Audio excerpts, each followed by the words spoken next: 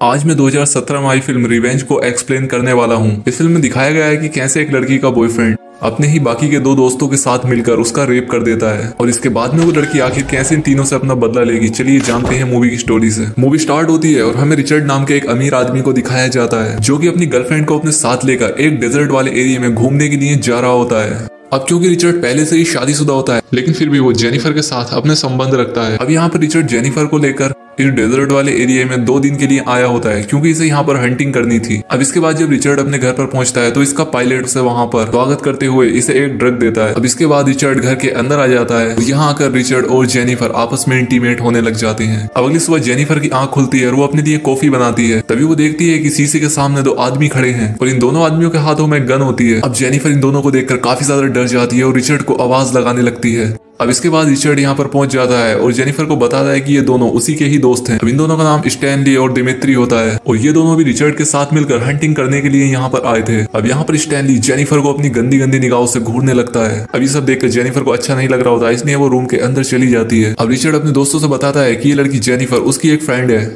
और साथ ही वो अपने दोस्तों को ये बात भी समझाता है कि इसके बारे में उसकी वाइफ को पता नहीं लगना चाहिए। अब रात होती है और ये सभी आपस में बैठकर ड्रिंक करने लगते हैं। अब यहाँ पर स्टैनली जेनिफर के साथ फ्लर्ट करने लग जाता है और दिमित्री अपनी दूरबीन लेकर जेनिफर के बॉडी पार्ट्स को घूरने लगता है। अब इतने में ही इन्हें रिचर्ड के हाथ में वो ड्रग्स दिखाई देती है। अब इस पर जेनिफर रिचर्ड से पूछती है कि आखिर ये तुम्हारे पास क्या है।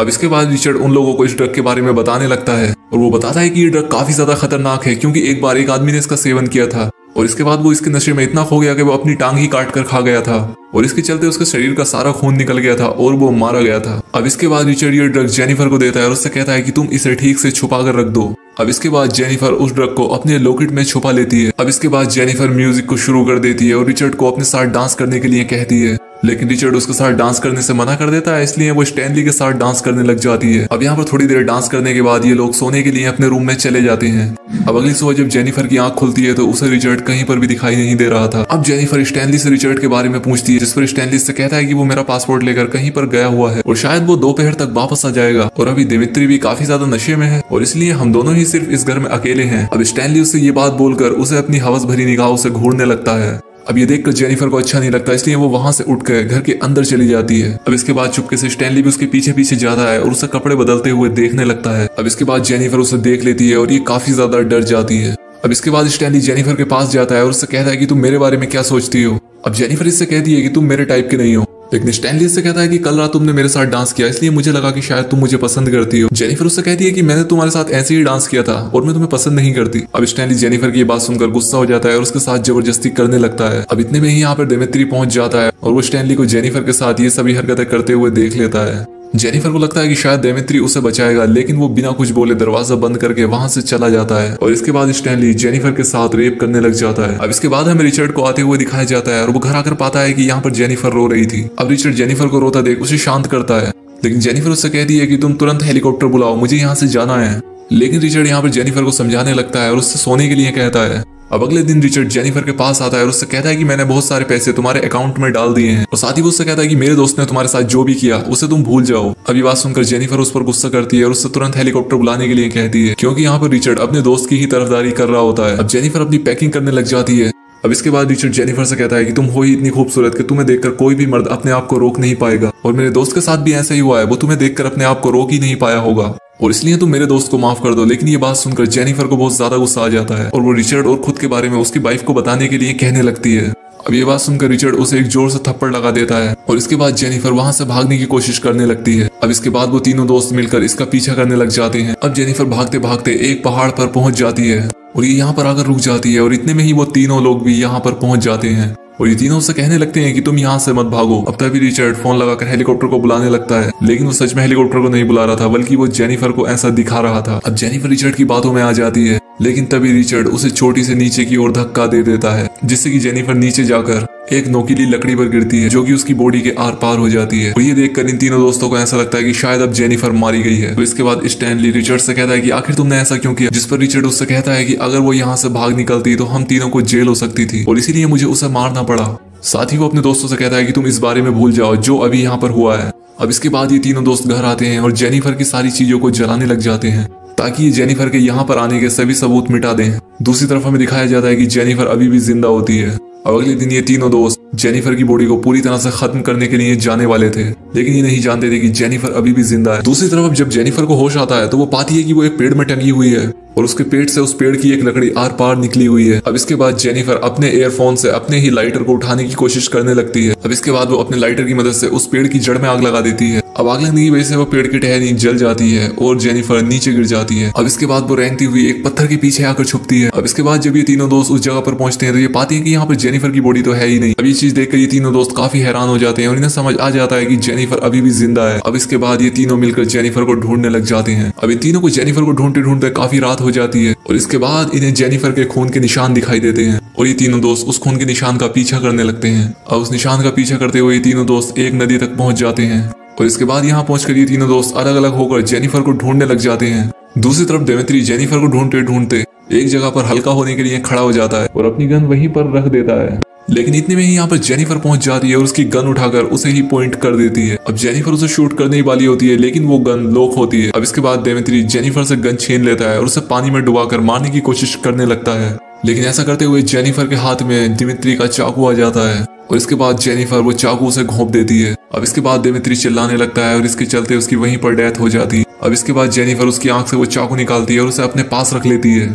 अब इसके बाद जेनिफर उसकी गन, उसकी बाइक और बाकी का सामान लेकर वहां से निकल जाती है और ये एक गुफा में पहुंच जाती है। अब यहाँ पर जेनिफर पहले तो आग जलाती है और इसके बाद दिमित्री के बैग को चेक करने लगती है। अब जेनिफर को इस बैग में एक बियर कैन मिलती है और इसे वो यहाँ पर पीने लग जाती है। अब यहाँ पर जेनिफर को काफी ज्यादा दर्द हो रहा था, इसलिए वो उस ड्रग को अपने लॉकेट से निकालती है जो कि रिचर्ड ने इसे दिया था। अब जेनिफर उस ड्रग को खा लेती है और इससे उसका दर्द खत्म हो जाता है और इसके बाद जेनिफर अपने पेट में घुसे उस लकड़ी के टुकड़े को बाहर निकालती है और अपनी बॉडी से निकलने वाले खून को रोकने के लिए वो उस बियर कैन की बोतल को गर्म करती है और उसे अपने घाव पर लगाती है। अब अगली सुबह जब स्टैनली नदी में अपना मुंह धोने के लिए जाता है तभी उसके सामने दिमित्री की बॉडी आ जाती है। अब उसे देखकर वो काफी ज्यादा डर जाता है और वहां से भागने लगता है। अब इतने में यहाँ पर रिचर्ड भी पहुंच जाता है, उस डेड बॉडी को बाहर निकालता है। अब इसके बाद वो उस डेड बॉडी में पत्थर भरते हैं और उसे वापस नदी के अंदर फेंक देते हैं। अब यहाँ पर रिचर्ड स्टैनली पर गुस्सा करता है और उसे एक पंच मारता है जिससे कि उसकी नाक टूट जाती है, क्योंकि स्टैनली की वजह से उसका एक दोस्त मारा गया था। दूसरी तरफ जब जेनिफर को होश आता है और वो उठती है तो वो पाती है कि उसका घाव अब पूरी तरह से ठीक हो चुका है। अब इसके बाद जैसे ही जेनिफर गुफा से बाहर निकल रही होती है लेकिन तभी वहां पर रिचर्ड आ जाता है और एक गन से जेनिफर का सर फोड़ देता है, लेकिन ये सिर्फ एक सपना होता है। अब इसके बाद जेनिफर जाग जाती है, तभी यहाँ पर जेनिफर को दिमित्री की बॉडी दिखाई देने लगती है। अब जेनिफर यहाँ पर हेलुसिनेट करने लग जाती है क्योंकि अभी भी जेनिफर से उस ड्रग का नशा पूरी तरह से नहीं उतर पाया था, लेकिन अब फाइनली जेनिफर की आंख खुल जाती है और अब वो उस ड्रग के नशे से भी बाहर आ चुकी थी। अब इसके बाद जेनिफर अपनी गन उठाती है और बाहर आकर दूरबीन से चारों तरफ देखने लगती है। दूसरी तरफ रिचर्ड और स्टैनली डिसाइड करते हैं कि वो अलग अलग जाकर जेनिफर को ढूंढेंगे। अब इसके बाद रिचर्ड वहां से चला जाता है और स्टैनली एक शीशा निकालकर अपने फेस को देखने लगता है। अब स्टैनली के इस आईने के रिफ्लेक्शन के चलते जेनिफर उसे दूर से ही देख लेती है और वो समझ जाती है कि वहां पर कोई ना कोई तो है। अब इसके बाद जब जेनिफर वहां पर पहुंचती है तो वो पाती है कि ये स्टैनली ही था। अब इतने में ही यहाँ पर स्टैनली की गाड़ी का पेट्रोल खत्म हो जाता है और वो गाड़ी में पेट्रोल डालने के लिए गाड़ी से बाहर आता है। तभी मौका पाकर जेनिफर उसे अपनी गन से शूट कर देती है, लेकिन ये गोली उसके कंधे पर लगती है जिसके चलते स्टैनली यहाँ से भागने लगता है। अब तभी वो पाता है कि उसके खून के निशान उसके पीछे जमीन पर पड़ रहे हैं और इसीलिए स्टैनली अपने जूतों को निकालता है और अपने मोजे को निकालकर अपने घाव पर लगा लेता है। अब इसके बाद स्टैनली वहां से भाग जाता है और एक पत्थर के पीछे आकर छुप जाता है। अब तभी यहाँ पर जेनिफर आती है और स्टैनली को ढूंढने लगती है, लेकिन इतने में स्टैनली उसके पीछे से आकर उसे गन से शूट करने की कोशिश करता है, लेकिन वो गोली जेनिफर के कान पर लगती है। अब जेनिफर यहाँ से भागने लग जाती है और स्टैनली उसका पीछा करने लग जाता है। अब जेनिफर भागते भागते कांच के कुछ टुकड़ों को जमीन पर गिरा देती है और ये कांच के टुकड़े स्टैनली के पैरों में घुस जाते हैं। अब इसके बाद स्टैनली उन कांच के टुकड़ों को अपने पैरों से बाहर निकालता है और अपनी कार लेकर जेनिफर का पीछा करने लग जाता है, लेकिन तभी जेनिफर स्टैनली को शूट कर देती है और इससे स्टैनली मारा जाता है। अब इसके बाद जेनिफर स्टैनली की गाड़ी लेती है और रिचर्ड के घर के लिए यहाँ से निकल पड़ती है। दूसरी तरफ रिचर्ड को भी जेनिफर नहीं मिलती और इसलिए वो भी घर पर आ जाता है। अब इसके बाद वो अपने पायलट को कॉल करता है और उससे कहता है कि तुम फौरन यहाँ पर आ जाओ। अब इसके बाद रिचर्ड नहाने के लिए बाथरूम में चला जाता है। अब जब रिचर्ड यहाँ पर नहा रहा होता है तभी से बाहर से किसी की आवाज आती है।